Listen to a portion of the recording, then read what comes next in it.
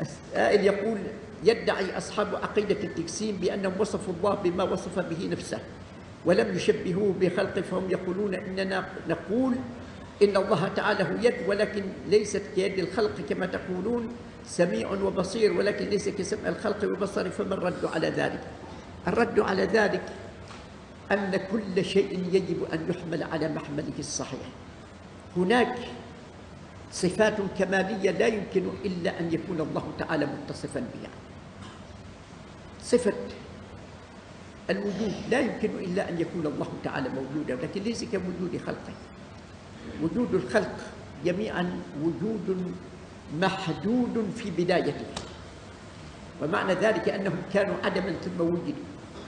أما الله تعالى فلا يمكن أن يكون وجوده مسبوقا بعدم، وكون وجود الخلق مسبوقا بعدم دليل على افتقارهم إلى الوجود، فوجودهم جائز وليس بواجب، ووجود الله تعالى واجب، فهو واجب الوجود لذاته سبحانه، لا يقاس وجوده على وجود الخلق بأي حال من الأحوال، فلا يفتقر إلى أي شيء من مخلوقاته.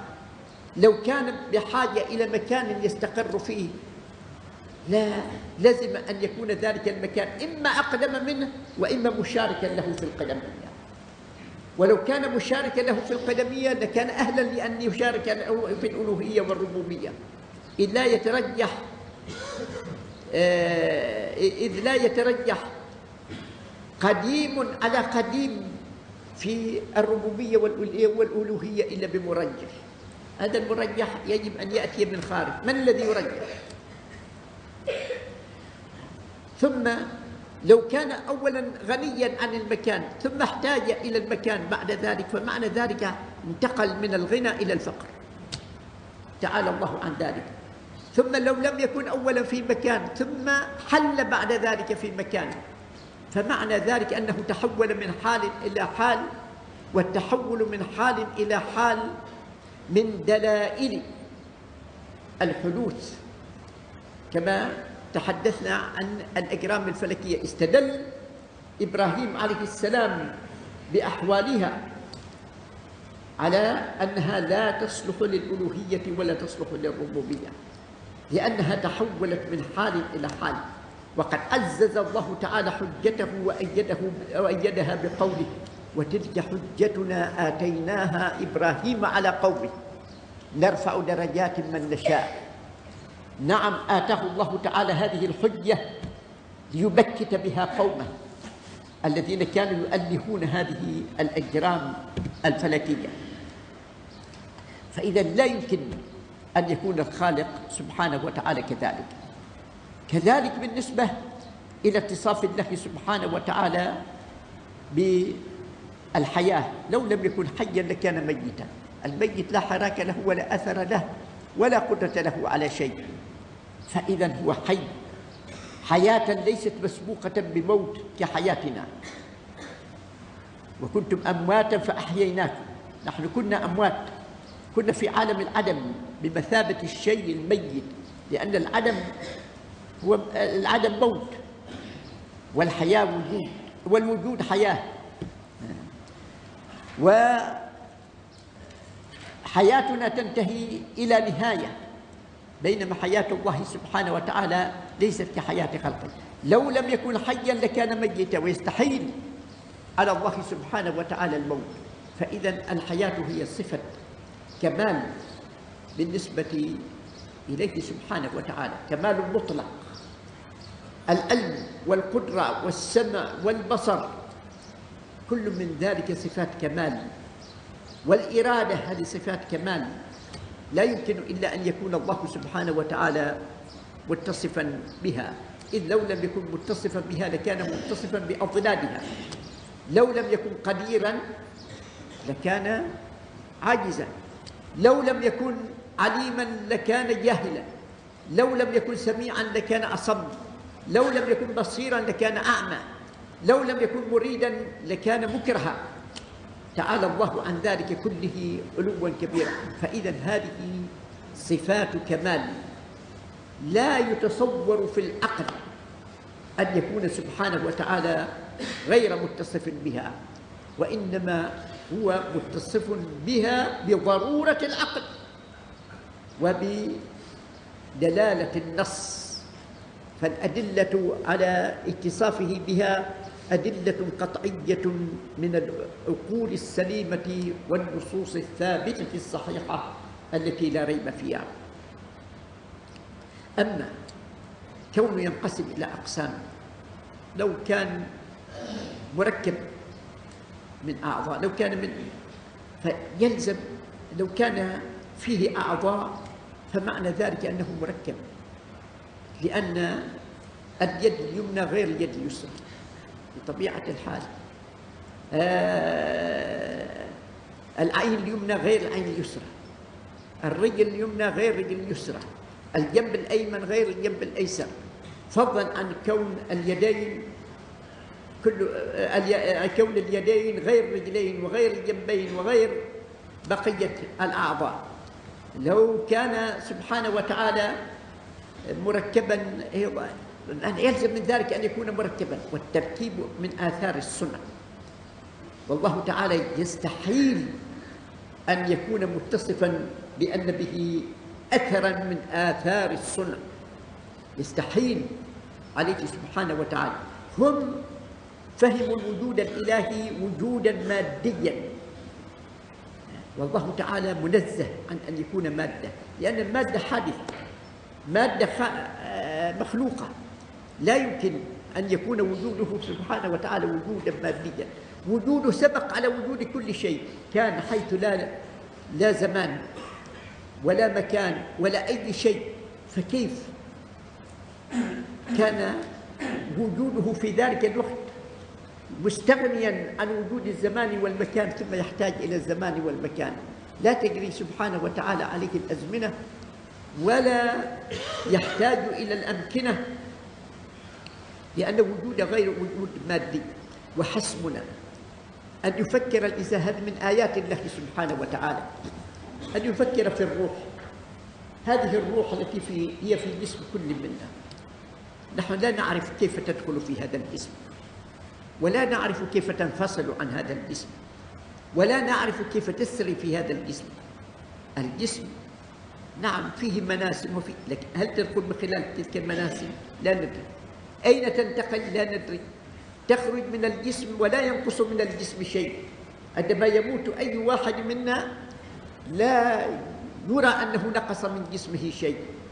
هذه الروح لا يبصر أحدنا روحه بعينيه، ولا يسمعها بأذنيه، ولا يلمسها بيديه، ولا يشمها بمنخريه، ولا يمصها بشفتيه، ولا يتوصل إلى حقيقتها بأي حال من الأحوال.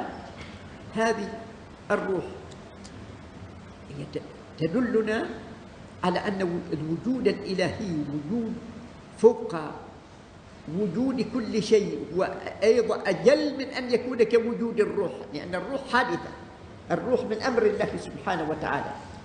أما الله سبحانه وتعالى فهو الأزلي الأبدي الذي لم يسبق وجوده عدم، فلذلك لا يمكن أن يقاس وجوده بوجود. لكن هذه الروح إذا كانت بهذه الحالة فكيف يمكننا أن نتحدث عن الوجود الإلهي ونحده بحدود ونصف الله سبحانه وتعالى بالأبعاد؟ التركب هذا، الله سبحانه وتعالى خاطب الناس باللسان العربي. اللسان العربي لسان فيه الحقيقة والمجاز، فيه الحقيقة والمجاز. وأنتم ترون القرآن الكريم كم ترون فيه من معالم الحقيقة ومن معالم المجاز. لو جينا إلى القرآن الكريم ونظرنا في الآيات الكثيرة التي فيه لما أمكن إلا أن نقر بهذا المجاز.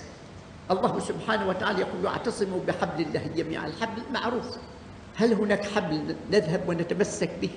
لا، وإنما هو تمسك بدين الله، ولكن هذا كتمسك بالحبل. الله تعالى يقول: اتقوا الله. ما معنى اتقى الشيء؟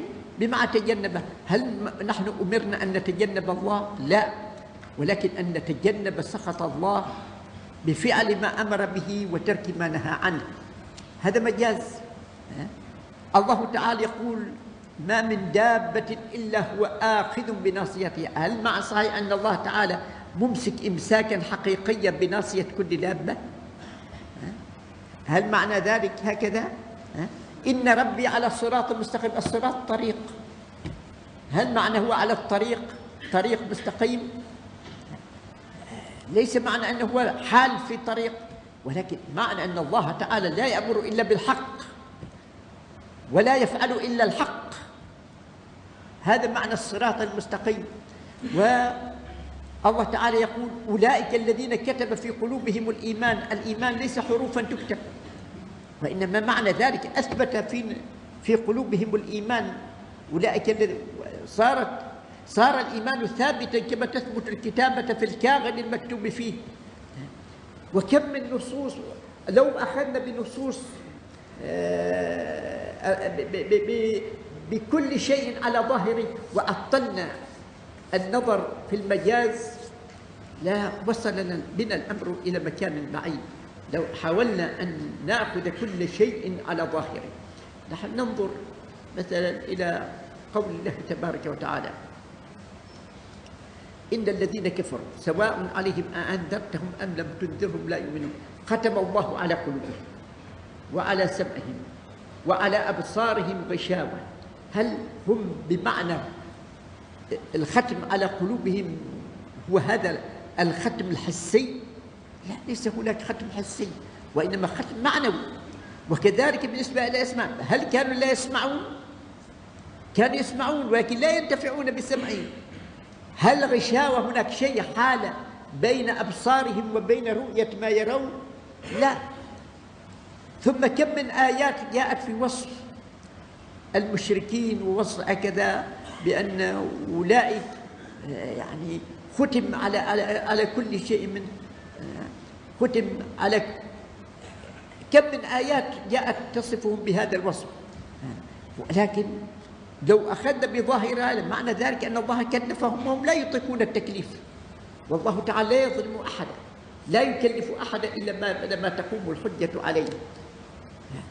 والمجاز من المعلوم حتى بالنسبة إلى اللغات الأخرى لا بد من أن تكون هناك مجازات، كل لغة فيها مجازات، جميع اللغات فيها مجازات. لو نحن جينا إلى ما يستعمل الآن قد يشبه الشيء بالصاروخ ويقال ولا تكون هناك أداة تشبيه، يطلق على إنسان لسرعة بأنه صاروخ، هل هو صاروخ حقيقة؟ ولربما أيضا أعطي الإذن بالشيء عبارة وقيل فلان أعطى فلان الضوء الأخضر، أليس هذا مجاز؟ هل هناك معنى أنه هو يولي أمامه ضوءا أخضر؟ لا، وإنما معنى ذلك أنه يبيح له. إذن هذه مجازات. الله تعالى كذلك أنزل مجازات متعددة. نحن لو جينا إلى القرآن الكريم فيما يطلقون على الله تعالى قال نسوا الله فنسيهم. لو أخذنا بظاهر هذا اللفظ هل معنى أن الله ينسى؟ تعالى الله عن ذلك المعنى، لكن معنى ذلك أهمله ولم يحطهم بعنايته ورعايته، لم يهدهم السبيل، هذا هو النسيان. وإلا فإن الله يقول وما كان ربك نسيا، ويحكي عن موسى قول إنه لا يضل ربي ولا ينسى، ويقول واليوم ننساكم كما نسيتم لقاء يومكم هذا، لا يعني هذا نسيانا حقيقيا يوصف به الله تعالى. كذلك لو جينا إلى ما وصف الله تعالى يقول يد الله فوق أيديهم، هل معنى تحل يده فوق أيديهم؟ تحل يده؟ لا. فإذا كل هذا إنما يجب أن يحمل على المحمل الصحيح. وما يقولونه من أنهم لا يشبهون الله تعالى بخلقه، وأنهم كم من أحاديث رووها، في بعض الأحاديث الكاذبة التي رووها تشبيه الله تعالى ينسبون إلى الرسول حاشاه من ذلك صلى الله عليه وسلم أنه وصف الله تعالى بأنه رآه كأنه عروس. وحتى ابن الجوزي ومن علماء الحنابلة، والحنابلة هم معظم من اعتنقوا هذه العقيدة، لكن تنكر لهم ورد عليهم ردا شديدا عنيفا في كتابه دفع شبه التشبيه بأكف التنزيه. رد عليهم وقال: قاتلهم الله، يشبهون الله كأنه عروس. يعني وهناك أبو يعلى الفراء منهم روى في كتاب إبطال التأويلات، رأيت ربي في جنة عدن في صورة شاب أمرد عليه حلتان خضروان وتاج يلمع. بلغ الأمر بهم أن يقولوا بأن من لم يؤمن بهذا الحديث فهو زنديق. يعني كلام عجيب. وزعموا أن النبي صلى الله عليه وسلم وضع الله سبحانه وتعالى يده ما بين ثدييه فوجد بردها ما بين كتفيه، أو وضعها بين كتفيه فوجد بردها بين ثدييه. يعني سأله الله تعالى: فيما يختصم الملأ الأعلى؟ فقال له: الله لا أدري، الله أعلم. فوضع يده بين. كلام عجيب. وبلغ الأمر بابن تيمية أن يقول إن هذه عتبة العمامة وضعها النبي صلى الله عليه وسلم وهي تتدلى بين كتفيه إكراما لهذا الموضع، لأن هذا الموضع هو الذي وضع الله تعالى يده فيه. وتلميذه ابن القيم هذا يقول: من النكت العجيبة التي ما سبق إليها. يعتبر أن هذا اكتشاف عظيم اكتشفه ابن تيمية. فانظروا في هذه المعتقدات، يعني أمور عجيبة، أمور تضحك منها الصبيان ويضحك منها المجانين. فإذا وهم مع هذا لا يخفون عداوتهم للقرآن الكريم. يعني من علمائهم البربهاري، وله كتاب شرح السنة، وقد طبع في المملكة العربية السعودية في الدمام، وفي طبعته هذه في الجزء الأول صفحة، وسموه عندما نسبوا الكتاب إليه إمام أهل السنة والجماعة في زمانه. بربهاري سموه بهذا الاسم، إمام أهل السنة والجماعة في زمانه. ماذا يقول بربهاري في صفحة 54 من الجزء الأول من هذا الكتاب حسب طبعة الدمام؟ لا أدري هناك طبعات أخرى وكيف، لكن يقول: إذا سمعت الرجل تأتيه بالأثر فلا يريده ويريد القرآن فاعلم أنه احتوى على الزندقة فقم من عنده ودعا. يقول: من يريد القرآن ولا يريد أثر، يعني الآثار التي كذبوه من جملة الآثار الغريبة أثر يروونه عن مجاهد ويزعمون أن هذا الأثر يجب التمسك به، وهو نفسه هذا الأثر روي عن مجاهد من طريق ليث بن أبي سليم، وليث بن أبي سليم هم أنفسهم أحمد بن حنبل ويحيى بن معين وغيرهم يقولون بأنه كذاب ولا يؤخذ بروايته، لكن هذا الأثر تمسكوا به. يقول أثر بأن الله تعالى يقعد يوم القيامة ترك جانب من العرش خالي، هذا الجانب خالي ويقعد عليه يوم القيامة النبي صلى الله عليه وسلم. وقالوا بأن من لم يؤمن بهذا الأثر فهو فاسق زنديق وهو كافر، وحكموا عليه بالقتل. وتجدون في كتاب الخلال نصوصا كثيرة تدل على أنهم يقولون بأن من لم يأخذ بهذا الأثر فهو مكفر، وحتى أنهم كفروا الترمذي صاحب السنن، سنن الترمذي، وكتبوا وثيقة بتكفيره والتحذير من مجالسته، وهي موجودة في كتاب الخلال في أكثر من 5 صفحات. الوثيقة هذه بنفسها كتبوها لأجل تحذير من مجالسة الترمذي. هذا كله إنما هو يدل على أنهم بخلاف ما يقولون أنهم ينزهون الله سبحانه وتعالى، تعالى الله عما يقولونه في حقه من التشبيه علوا كبيرا.